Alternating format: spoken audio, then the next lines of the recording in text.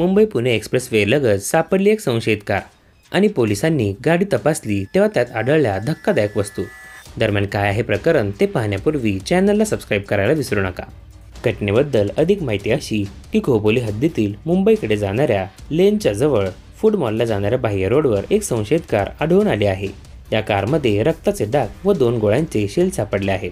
मात्र या कारमध्ये कोणीही सापडलं नसून कारमध्ये असलेल्या कागदपत्रानुसार ही कार नवी मुंबईमधल्या नेरूळ येथील असल्याचं समोर आलं आहे। समोर आलेल्या माहितीनुसार या कारमध्ये 2 तरुण होते, सुमित जैन आणि आमिर खानजादा असे या दोघांचं नाव असल्याची माहिती समोर आली आहे। हे दोघेही व्यवसायाने इस्टेट एजंट आहेत। मात्र हे तरुण आता गायब आहेत। कारमधील व्यक्तींचा पोलिसांकडून शोध सुरू आहे। त्या दोघांचे फोन देखील बंद आहेत। कारमध्ये या दोन्ही तरुणांच्या चपला आणि इतर साहित्य देखील मिळून आलं आहे। या कारमध्ये काही साहित्यासोबतच रक्ताचे डाग आणि गोळ्यांचे शेल आढळून आले आहेत। तसेच फायरिंगमुळे कारच्या पाठीमागच्या काचेला तडा गेला आहे। डॉग स्क्वॉड व फॉरेन्सिक लॅबच्या मदतीनं या कारमधून बेपत्ता झालेल्या तरुणांचा शोध सुरू आहे।